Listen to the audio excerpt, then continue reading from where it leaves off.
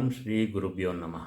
ಪ್ರಿಯ ಸ್ನೇಹಿತರೆ, ಎಲ್ಲರಿಗೂ ಈ ವೆಂಕಟೇಶ ಆಚಾರ್ಯನ ನಮಸ್ಕಾರಗಳು.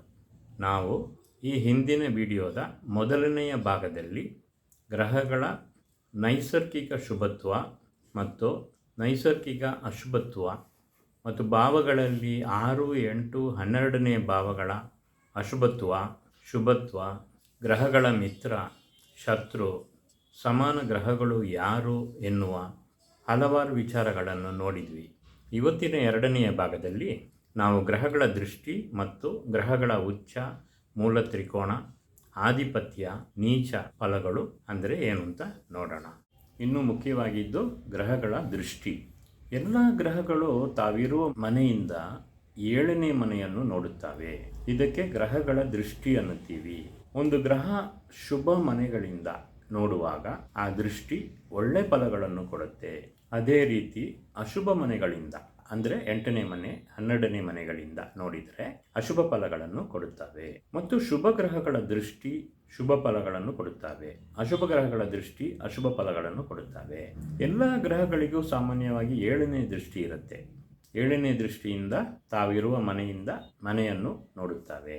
ಇಲ್ಲಿರುವ ಉದಾಹರಣೆ ಜಾತಕದಲ್ಲಿ ಸೂರ್ಯ ಗ್ರಹ ಲಗ್ನದಿಂದ 4ನೇ ಮನೆಯಲ್ಲಿ ಕುಳಿತುಕೊಂಡು ತನ್ನ 7ನೇ ದೃಷ್ಟಿಯಾಗಿ 10ನೇ ಮನೆಯನ್ನು ನೋಡುತ್ತಾನೆ. ಅಂದರೆ ಮೇಷರಾಶಿಯಿಂದ 7ನೇ ದೃಷ್ಟಿಯಾಗಿ ತುಲಾ ರಾಶಿಯನ್ನು ನೋಡುತ್ತಾನೆ. ಅದೇ ರೀತಿ ಗುರುಗ್ರಹ ತನ್ನ ಪ್ರತ್ಯೇಕ ದೃಷ್ಟಿಯಾಗಿ 5ನೇ ಮನೆಗೂ 9ನೇ ಮನೆಗೂ ತನ್ನ ದೃಷ್ಟಿಯನ್ನು ನೀಡುತ್ತಾನೆ. ಇಲ್ಲಿರುವ ಉದಾಹರಣೆ ಜಾತಕದಲ್ಲಿ ಗುರು ಲಗ್ನದಿಂದ 8ನೇ ಮನೆಯಿಂದ 7ನೇ ದೃಷ್ಟಿಯಾಗಿ 2ನೇ ಮನೆಯನ್ನು ನೋಡುತ್ತಾನೆ. ಅಂದರೆ ಸಿಂಹ ರಾಶಿಯಿಂದ 7ನೇ ದೃಷ್ಟಿಯಾಗಿ ಕುಂಭರಾಶಿಯನ್ನು ನೋಡುತ್ತಾನೆ. ತನ್ನ ವಿಶೇಷ ದೃಷ್ಟಿಯಾಗಿ ತಾನಿರುವ 8ನೇ ಮನೆಯಿಂದ 5ನೇ ದೃಷ್ಟಿಯಾಗಿ ಧನುರ್ರಾಶಿಯನ್ನು ನೋಡುತ್ತಾನೆ. ಅದೇ ರೀತಿ 9ನೇ ದೃಷ್ಟಿಯಾಗಿ ಮೇಷರಾಶಿಯನ್ನು ನೋಡುತ್ತಾನೆ.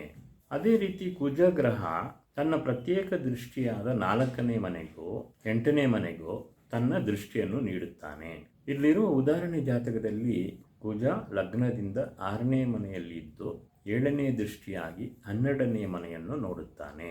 ಅಂದರೆ ಮಿಥುನ ರಾಶಿಯಿಂದ 7ನೇ ದೃಷ್ಟಿಯಾಗಿ ಧನುಸು ರಾಶಿಯನ್ನು ನೋಡುತ್ತಾನೆ. ತನ್ನ ವಿಶೇಷ ದೃಷ್ಟಿಯಾಗಿ ತಾನಿರುವ 6ನೇ ಮನೆಯಿಂದ 4ನೇ ದೃಷ್ಟಿಯಾಗಿ ಕನ್ಯಾ ರಾಶಿಯನ್ನು ನೋಡುತ್ತಾನೆ. ಅದೇ ರೀತಿ 8ನೇ ದೃಷ್ಟಿಯಾಗಿ ಮಕರ ರಾಶಿಯನ್ನು ಅಂದರೆ ಲಗ್ನವನ್ನು ನೋಡುತ್ತಾನೆ. ಶನಿ ಗ್ರಹ ತನ್ನ ಪ್ರತ್ಯೇಕ ದೃಷ್ಟಿಯಾಗಿ 3ನೇ ಮನೆಗೂ 10ನೇ ಮನೆಗೂ ತನ್ನ ದೃಷ್ಟಿಯನ್ನು ನೀಡುತ್ತಾನೆ. ಇಲ್ಲಿರುವ ಉದಾಹರಣೆ ಜಾತಕದಲ್ಲಿ ಶನಿ ಲಗ್ನದಿಂದ 6ನೇ ಮನೆಯಲ್ಲಿ ಕುಳಿತಿದ್ದಾನೆ. ಅಲ್ಲಿಂದ 7ನೇ ದೃಷ್ಟಿಯಾಗಿ 12ನೇ ಮನೆಯನ್ನು ನೋಡುತ್ತಾನೆ. ಅಂದರೆ ಮಿಥುನ ರಾಶಿಯಿಂದ 7ನೇ ದೃಷ್ಟಿಯಾಗಿ ಧನುಸು ರಾಶಿಯನ್ನು ನೋಡುತ್ತಾನೆ. ತನ್ನ ವಿಶೇಷ ದೃಷ್ಟಿಯಾಗಿ 6ನೇ ಮನೆಯಿಂದ 3ನೇ ದೃಷ್ಟಿಯಾಗಿ ಸಿಂಹ ರಾಶಿಯನ್ನು ನೋಡುತ್ತಾನೆ. ಅದೇ ರೀತಿ 10ನೇ ದೃಷ್ಟಿಯಾಗಿ ಮೀನ ರಾಶಿಯನ್ನು ನೋಡುತ್ತಾನೆ. ರಾಹು ಮತ್ತು ಕೇತು ಅದೃಶ್ಯ ಗ್ರಹಗಳಾಗಿದ್ದರಿಂದ ಅವುಗಳಿಗೆ ಯಾವ ದೃಷ್ಟಿಯೂ ಇಲ್ಲ. ಸ್ನೇಹಿತರೆ, ನಾನು ಹೇಳಿದ್ದು ಈ ದೃಷ್ಟಿಗಳನ್ನು ನೀವು ಮತ್ತು ನಿಧಾನವಾಗಿ ನೋಡಿ ಕೇಳಿ, ಆವಾಗ ನಿಮಗೆ ಚೆನ್ನಾಗಿ ದೃಷ್ಟಿ ಅಂದರೆ ಏನು ಅಂತ ಅರ್ಥವಾಗುತ್ತೆ. ಪ್ರಮುಖವಾಗಿ ಈ ಗ್ರಹಗಳ ದೃಷ್ಟಿಯಲ್ಲಿ ಒಂದು ಗ್ರಹ ಇನ್ನೊಂದು ಗ್ರಹವನ್ನು ದೃಷ್ಟಿಸುವಾಗ ಬಲಕಡೆ 5 ಡಿಗ್ರಿ, ಎಡಕಡೆ 5 ಡಿಗ್ರಿ ಒಳಗೆ ಇದ್ದರೆ ಮಾತ್ರ ದೃಷ್ಟಿಯ ಫಲ ಸಿಗುತ್ತೆ. ಅಂದರೆ ತುಲಾ ರಾಶಿಯಲ್ಲಿ 2 ಡಿಗ್ರಿಯಿಂದ 12 ಡಿಗ್ರಿಗಳವರೆಗೆ ಮಾತ್ರ ಶುಕ್ರನ ದೃಷ್ಟಿ ಬೀಳುತ್ತೆ. ಅದಕ್ಕೆ ಆಚೆಗೆ ದೃಷ್ಟಿ ಬಲಹೀನವಾಗಿ ಬಿಡುತ್ತೆ. ಇಲ್ಲಿ ತುಲಾ ರಾಶಿಯಲ್ಲಿ ಕುಜ 27 ಡಿಗ್ರಿಯಲ್ಲಿ ಸ್ಥಿತವಾಗಿದ್ದಾನೆ. ಅಂದರೆ ಶುಕ್ರನ ದೃಷ್ಟಿ ಬೀಳುವ 12 ಡಿಗ್ರಿಗೆ ಹೊರಗೆ ಇರುವುದರಿಂದ ಕುಜನಿಗೆ ಶುಕ್ರನ ದೃಷ್ಟಿ ಸಿಗುವುದಿಲ್ಲ. ಶುಕ್ರನ ದೃಷ್ಟಿಯಿಂದ ಯಾವ ಫಲಗಳು ಇರುವುದಿಲ್ಲ.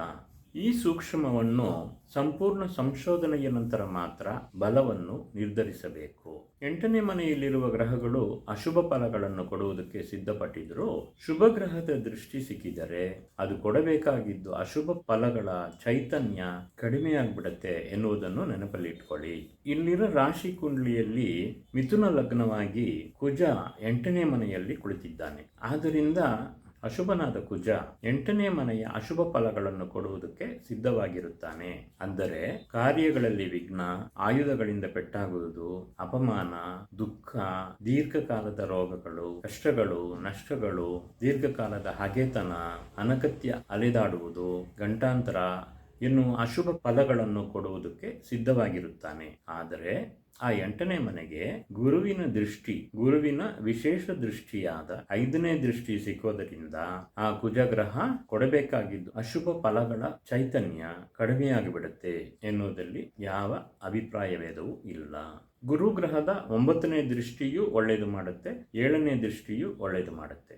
ಈ ರೀತಿ ಶುಭ ಗ್ರಹಗಳ ದೃಷ್ಟಿ ಯಾವಾಗಲೂ ಅಶುಭ ಫಲಗಳ ಚೈತನ್ಯವನ್ನು ಕಡಿಮೆ ಮಾಡಿಬಿಡುತ್ತೆ.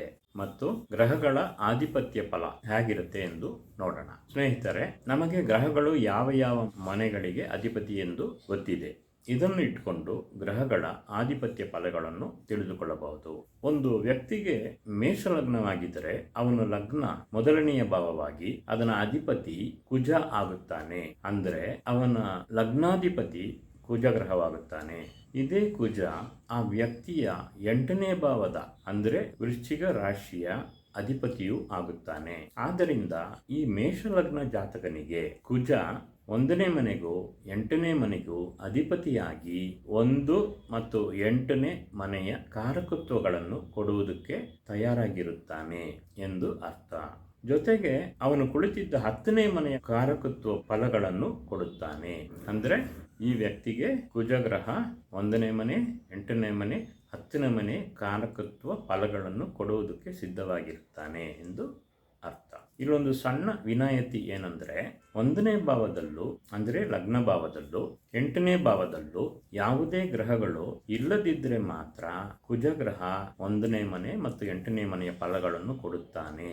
ಆದರೆ 1ನೇ ಮನೆ ಮತ್ತು 8ನೇ ಮನೆಗಳಲ್ಲಿ ಬೇರೆ ಗ್ರಹಗಳು ಇದ್ದರೆ ಕುಜ ತನ್ನ ಮನೆಗಳ ಕಾರಕತ್ವಗಳನ್ನು ಕೊಡುವುದಿಲ್ಲ, ತನ್ನ ಆಧಿಪತ್ಯ ಕಾರಕತ್ವಗಳನ್ನು ಕೊಡುವುದಿಲ್ಲ. ಕುಜ ಕೊಡಬೇಕಾಗಿದ್ದು 1ನೇ ಮತ್ತು 8ನೇ ಮನೆಯ ಫಲಗಳನ್ನು ಆ ಮನೆಗಳಲ್ಲಿ ಇರುವ ಗ್ರಹಗಳೇ ಕೊಡುತ್ತವೆ. ಕುಜ ಅವನಿರುವ 10ನೇ ಮನೆಯ ಫಲವನ್ನು ಮಾತ್ರ ಕೊಡುತ್ತಾನೆ. ಉದಾಹರಣಕ್ಕೆ ಇಲ್ಲಿರುವ ಜಾತಕದಲ್ಲಿ ಮೇಷ ಲಗ್ನವಾಗಿ ಆ ಮೇಷ ಲಗ್ನಾಧಿಪತಿ ಕುಜ 1ನೇ ಮನೆ ಮತ್ತು 8ನೇ ಮನೆಗಳಿಗೆ ಅಧಿಪತಿಯಾದರೂ ಲಗ್ನಕ್ಕೆ 8ನೇ ಮನೆಯಲ್ಲಿ ಬುಧ ಕುಳಿತಿದ್ದರಿಂದ 8ನೇ ಮನೆಯ ಫಲಗಳನ್ನು ಕುಜ ಕೊಡಕ್ಕೆ ಆಗುವುದಿಲ್ಲ. ಅವನು ಲಗ್ನ ಭಾವದ ಮತ್ತು 9ನೇ ಭಾವದ ಫಲಗಳನ್ನು ಮಾತ್ರ ಕೊಡುವುದಕ್ಕೆ ಯೋಗ್ಯನಾಗುತ್ತಾನೆ. 8ನೇ ಮನೆಯಲ್ಲಿ ಬುಧ ಕುಳಿತುಕೊಂಡಿದ್ದರಿಂದ 8ನೇ ಭಾವದ ಫಲಗಳನ್ನು ಬುಧ ಗ್ರಹವೇ ಕೊಡುವುದಕ್ಕೆ ಅರ್ಹನಾಗಿರುತ್ತಾನೆ. ಅದೇ ರೀತಿಯಲ್ಲಿ ಮೇಷಲಗ್ನಕ್ಕೆ ಗುರು 4ನೇ ಭಾವದಲ್ಲಿ ಕುಳಿತಿದ್ದು ಆ ಗುರುವಿನ ಸ್ವಕ್ಷೇತ್ರಗಳಾದ 9ನೇ ಮನೆ ಮತ್ತು 12ನೇ ಮನೆ ಫಲಗಳನ್ನು ಕೊಡಬೇಕಾಗಿದ್ದರೂ ಬರೀ 4ನೇ ಭಾವದ ಫಲಗಳನ್ನು ಮಾತ್ರ ಕೊಡುತ್ತಾನೆ. ಕಾರಣ ಏನೆಂದರೆ 12ನೇ ಭಾವದ ಶನಿ ಕುಳಿತುಕೊಂಡಿದ್ದಾನೆ. ಆದ್ದರಿಂದ 12ನೇ ಮನೆಯ ಫಲಗಳನ್ನು ಶನಿ ಗ್ರಹನೇ ಕೊಡುತ್ತಾನೆ. ಅದೇ ರೀತಿ 9ನೇ ಭಾವದಲ್ಲಿ ಕುಜ ಕುಳಿತುಕೊಂಡು 9ನೇ ಭಾವದ ಫಲಗಳನ್ನು ಕುಜನೇ ಕೊಡಕ್ಕೆ ಯೋಗ್ಯನಾಗಿರುತ್ತಾನೆ. ಈ ನಿಯಮಗಳನ್ನು ಯಾವಾಗಲೂ ನೆನಪಿನಲ್ಲಿಟ್ಟುಕೊಳ್ಳಬೇಕು. ಆದ್ದರಿಂದ ಇಲ್ಲಿ ನಿಯಮ ಏನೆಂದರೆ ಒಂದು ಭಾವದಲ್ಲಿರುವ ಗ್ರಹವೇ ಆ ಭಾವದ ಫಲಗಳನ್ನು ಕೊಡುತ್ತದೆ ಎನ್ನುವುದನ್ನು ನೆನಪಿನಲ್ಲಿ ಇಟ್ಟುಕೊಳ್ಳಬೇಕು. ನಿಮಗೆ ಒಂದು ಸ್ವಂತ ಮನೆ ಇದ್ದು ಅದರಲ್ಲಿ ನೀವೇ ಇದ್ದರೆ ಆ ಮನೆಯ ಪೂರ್ತಿ ಅಧಿಕಾರ, ಅಂದರೆ ಆ ಮನೆಯೊಳಗೆ ಯಾವಾಗ ಬೇಕಾದರೂ ಎಲ್ಲಿ ಬೇಕಾದರೂ ಹೋಗಿ ಬರಬಹುದು. ಆದರೆ ಆ ಮನೆಯನ್ನು ಬೇರೆಯವರಿಗೆ ನೀವು ಬಾಡಿಗೆಗೆ ಕೊಟ್ಟ ಮೇಲೆ ನೀವು ತಿಳಿದ ಹಾಗೆ ಯಾವಾಗ ಬೇಕಾದರೂ ಒಳಗೆ ಹೋಗಿ ಬರುವುದಕ್ಕೆ ಆಗುವುದಿಲ್ಲ. ಯಾಕೆಂದರೆ ಆ ಮನೆ ಬಾಡಿಗೆಗೆ ಕೊಟ್ಟ ಮೇಲೆ ಇನ್ನೊಬ್ಬರ ಜವಾಬ್ದಾರಿಯಲ್ಲಿ ಇರುತ್ತದೆ. ಅವರಿಗೆ ಪೂರ್ತಿ ಸ್ವಾತಂತ್ರ್ಯ ಇರುತ್ತದೆ. ಅವರು ಆ ಮನೆಯೊಳಗೆ ಯಾವ ಥರ ಬೇಕಾದರೂ ಇರಬಹುದು. ಇದೇ ರೀತಿಯಲ್ಲಿ ಒಂದು ಗ್ರಹದ ಸ್ವಂತ ಮನೆಯಲ್ಲಿ ಬೇರೆ ಗ್ರಹಗಳಿದ್ದರೆ ಆ ಮನೆಯಲ್ಲಿರುವ ಗ್ರಹವೇ ಆ ಮನೆಯ ಕಾರಕತ್ವ ಫಲಗಳನ್ನು ಕೊಡಕ್ಕೆ ಅರ್ಹನಾಗಿರುತ್ತಾನೆ. ಈ ನಿಯಮವನ್ನು ಯಾವಾಗಲೂ ನೆನಪಿನಲ್ಲಿ ಇಟ್ಟುಕೊಳ್ಳಬೇಕು. ಗ್ರಹಗಳ ಬಲಗಳನ್ನು ಕ್ರಮ ಮಾಡುವಾಗ ಉಚ್ಚ ಸ್ಥಾನದಲ್ಲಿರುವುದು ಹೆಚ್ಚಿನ ಬಲವಾಗಿದ್ದು ಮೊದಲನೆಯದಾಗಿರುತ್ತೆ. ನಂತರ ಮೂಲ ತ್ರಿಕೋಣ ಬಲ 2ನೇಯದಾಗಿರುತ್ತೆ. ಸ್ವಕ್ಷೇತ್ರದಲ್ಲಿ ಇರುವುದು 3ನೇಯದಾಗಿರುತ್ತೆ. 4ನೇದಾಗಿರುವುದು ನೀಚ ಸ್ಥಿತಿಯಲ್ಲಿ ಇರುವ ಬಲ ಕಡಿಮೆ ಬಲ ಹೊಂದಿರುತ್ತೆ. ಗ್ರಹಗಳ ಆಧಿಪತ್ಯ ಬಲಗಳು ಎನ್ನುವಾಗ ಒಂದೊಂದು ಗ್ರಹವು ತಮ್ಮ ಸ್ವಕ್ಷೇತ್ರ ಬಲಗಳನ್ನು ಆಧಿಪತ್ಯ ಬಲ ಎಂದು ಹೇಳಲಾಗುತ್ತದೆ. ಇದರಲ್ಲಿ ಗುರು, ಕುಜ, ಶುಕ್ರ, ಬುಧ ಮತ್ತು ಶನಿ ಆದ 5 ಗ್ರಹಗಳಿಗೆ ಎರಡೆರಡು ಮನೆಗಳು ಆಧಿಪತ್ಯದಲ್ಲಿರುತ್ತೆ. ಅಂದರೆ ಈ 5 ಗ್ರಹಗಳು ಎರಡೆರಡು ಮನೆಗಳ ಕಾರಕತ್ವಗಳನ್ನು ತಮ್ಮ ಕೈಯಲ್ಲಿ ಇಟ್ಟುಕೊಂಡಿರುತ್ತವೆ. ಅಂದರೆ ಈ 5 ಗ್ರಹಗಳು ಆ ರೀತಿ ತಮ್ಮ ಕೈಯಲ್ಲಿ ಇಟ್ಟುಕೊಂಡಿರುವ 2 ಮನೆಗಳ ಬಲಗಳಲ್ಲಿ ಯಾವ ಮನೆ ಅವರಿಗೆ ಮೂಲ ತ್ರಿಕೋನ ಮನೆಯಾಗಿದೆಯೋ ಆ ಮನೆಯ ಬಲಗಳನ್ನು ಪ್ರತ್ಯೇಕವಾಗಿ ಕೊಡುತ್ತಾರೆ. ತಮ್ಮ ಸ್ವಕ್ಷೇತ್ರದಲ್ಲಿ ಬೇರೆ ಗ್ರಹಗಳು ಇಲ್ಲದಿದ್ದರೆ ಮಾತ್ರ ತಮ್ಮ ಆಧಿಪತ್ಯ ಫಲಗಳನ್ನು ಕೊಡುತ್ತಾರೆ ಎಂದು ನಾನು ಹೇಳಿದ್ದನ್ನು ಮರೆಯಬಾರದು. ಸ್ನೇಹಿತರೆ, ಯಾವುದೇ ಗ್ರಹವಾದರೂ ಅವನು ಉಚ್ಚನಾಗಿದ್ದರೆ ತುಂಬಾ ಒಳ್ಳೆಯ ಫಲಗಳನ್ನು ಕೊಡುತ್ತಾನೆ, ಹೆಚ್ಚಿನ ಫಲಗಳನ್ನು ಕೊಡುತ್ತಾನೆ, ಅಥವಾ ನೀಚನಾಗಿದ್ದರೆ ತುಂಬಾ ಕೆಟ್ಟ ಫಲಗಳನ್ನು ಕೊಡುತ್ತವೆ ಎಂದು ಹೇಳುವುದಕ್ಕೆ ಆಗುವುದಿಲ್ಲ. ಈ ಉಚ್ಚ ನೀಚ ಗ್ರಹಗಳ ಜೊತೆ ಸಂಪರ್ಕವಾಗಿದ್ದ ಗ್ರಹಗಳು ಮತ್ತು ಭಾವಗಳನ್ನು ಪೂರ್ತಿಯಾಗಿ ಆಳವಾಗಿ ವಿಶ್ಲೇಷಣೆ ಮಾಡಿದ ಮೇಲೆ ಮಾತ್ರ ನಾವು ಒಂದು ನಿರ್ಧಾರಕ್ಕೆ ಬರಕ್ಕಾಗುತ್ತದೆ. ಸ್ನೇಹಿತರೆ, ಈ ವಿಡಿಯೋವನ್ನು ಕೊನೆಯವರೆಗೆ ನೋಡಿದ್ದಕ್ಕೆ ಧನ್ಯವಾದಗಳು. ನಾನು ಹೇಳಿದ್ದ ವಿವರಗಳಲ್ಲಿ ಏನಾದರೂ ನಿಮಗೆ ಗೊಂದಲವಿದ್ದರೆ ಮತ್ತು ಕೇಳಿ, ನಿಮಗೆ ಚೆನ್ನಾಗಿ ಅರ್ಥ ಆಗುತ್ತೆ. ಈ ವಿಡಿಯೋ ನಿಮಗೆ ಇಷ್ಟವಾಗಿದ್ದರೆ ಲೈಕ್ ಬಟನ್ ಒತ್ತಿ, ನನ್ನ ಈ ಚಾನಲಿಗೆ ಸಬ್ಸ್ಕ್ರೈಬ್ ಮಾಡಿ, ಈ ಲಿಂಕನ್ನು ನಿಮ್ಮ ಸ್ನೇಹಿತರುಗಳಿಗೆಲ್ಲ ಕಳಿಸಿ. ಎಲ್ಲರಿಗೂ ಉಪಯೋಗವಾಗಲಿ, ಎಲ್ಲರಿಗೂ ಶುಭವಾಗಲಿ. ಇನ್ನು ಮುಂದಿನ ವಿಡಿಯೋದಲ್ಲಿ ನೋಡೋಣ. ನಮಸ್ಕಾರ. ಸರ್ವೇ ಜನ ಸುಖಿನೋ ಭವಂತು.